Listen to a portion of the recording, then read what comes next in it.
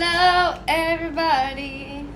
My fridge doesn't work. I do reuse jars, and I do not even take off the label. How are we doing today? I hope you're doing amazing. I am Amber, and today I wanted to be talking about 3 different topics. Today is a different day. Today is a day where we're going to put out the truth. We're going to break out of the system. We're going to step out of the matrix. We're going to... So for my 3 topics today, refining your own system, monetized creativity, and impatience and uncertainty. With refining your own system, I'm gonna tell you a little story that of course you asked for. Story time. I come from a household that we have poor habits. I'm not offending anybody, we're just admitting things. When I was exposed to different environments through school, I realized that my life was shaped in a certain way and it became my reality. But once I met other people that lived their lives through different standards, expectations, different habits, I realized that there's so much to this world. You can make changes and you can adjust your habits and your lifestyle into better. A flaw of my life that I carried for so long was that, forgot to say, it's been really hot in France. There has been heat waves. It genuinely feels like I'm in Mexico. We don't have AC. You just have to pop open the window. Let's go back to the topic. My flaw was that I would spread myself thin.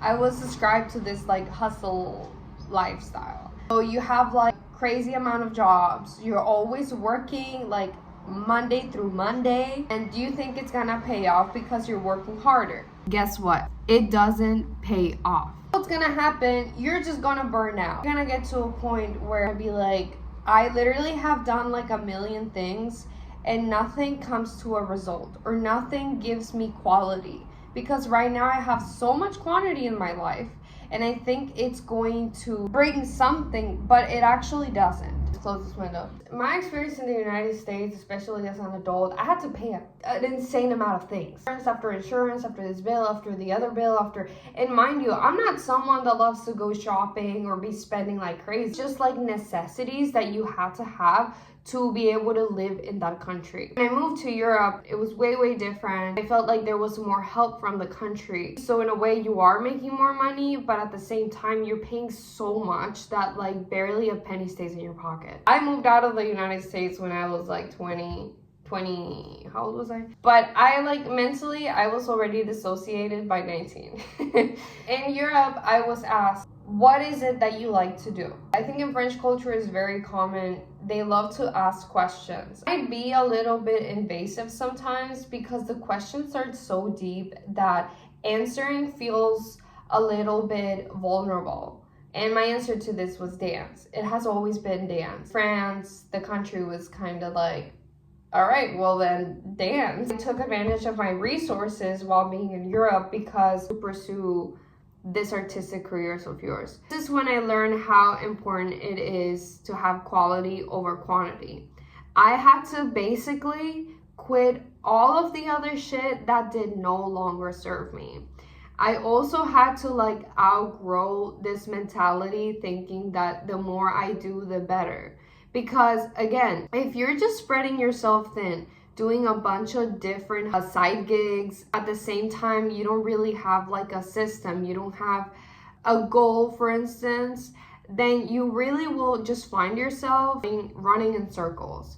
Your beauty will literally decay. Once you find the quality, so in my case, it would be dance. You need to go after it. You need to chase it. Stop doubting yourself and thinking, well, maybe this, maybe that. What are people gonna think about me? I know it takes time to get to a point where you don't care what people think about you. It takes maturity. I understand. I've been that person. But it gives you so much power, like self-power. The moment you say, this is what I like to do because I say so. End of the story.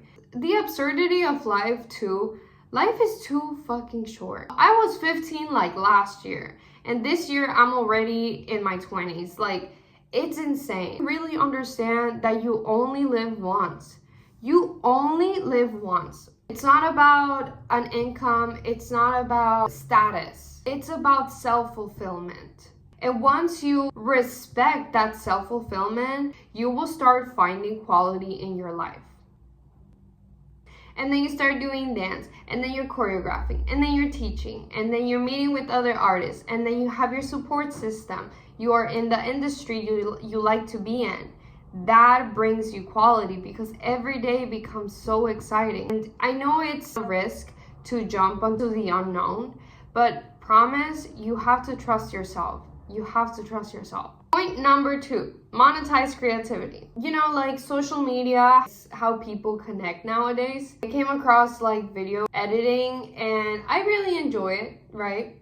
I also enjoyed vlogging. I like, you know, sharing about my day. There's some leverage in social media because instead of like reaching out to every single person I know, I can just like post it on my account and then like everybody that I know will see it. Besides creativity, I think there is a danger to it. When you're trying to basically record everything about your day, you're kind of missing your day because now you're turning it into a product so that you can monetize it. I think that's very soul-sucking. I think at some points for myself, for instance, whenever I was like making videos, I also began to feel like parts of the trip is gonna be me like enjoying the moment and partially it's going to be for content creation. When you can just experience the whole day without recording is like way better than having to record chunks of your day. The other thing as a creator is manufactured art. When I knew I was like, okay, I am an artist, like how can I make a living off of this? I came across basically making business out of your art. I saw this one video of this girl talking about your personal art is not art.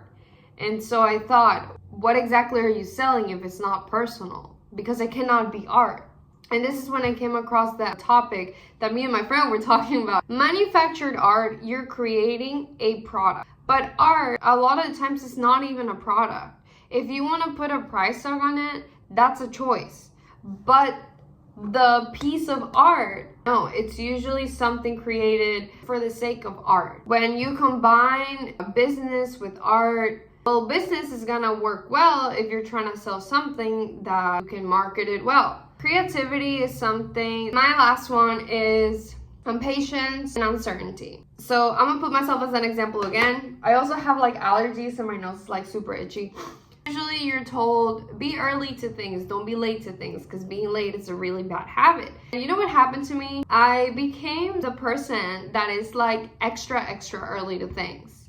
And I realized that being extra early to being late is literally the same. Sometimes when we carry this anxiety, you fear like you're gonna miss something or you're not gonna be on time. You think that the earliest you can be, the better. Not about how early you can be. It's about finding the right time. Me and my friend were talking about, me and my friend should have about like how timing works. Sometimes when you move on to the next step in your life, it happens when you basically have no other options. The time comes, and sometimes this is something out of your control. I experienced something similar where I basically lived in this one city and I knew I didn't feel, if I had a chart telling how depressed I was depressed. As much as I wanted to leave, like move on to the next thing, or like the time did not come until it came. I did have to work on my scapegoat, and at the same time, the moment came when it came. Like me, that is very impatient and hates uncertainty,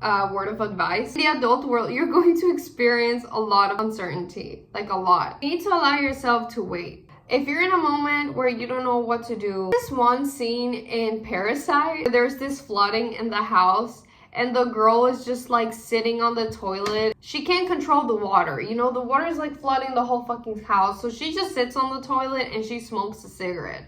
You need to smoke the cigarette. Eventually, it'll work out. It's probably not the best example because in Parasite, they're basically like a poor family with poor decisions. You need to allow yourself to say, well, I don't know what's next, and go on a walk. It's not about procrastinating. It genuinely just means, well, I don't know what the answer is for this. I'm gonna make some time for me to calm down. Thank you so much for watching this video. If you have any comments, agree, you disagree, or maybe you have a better way to put it into words, let me know.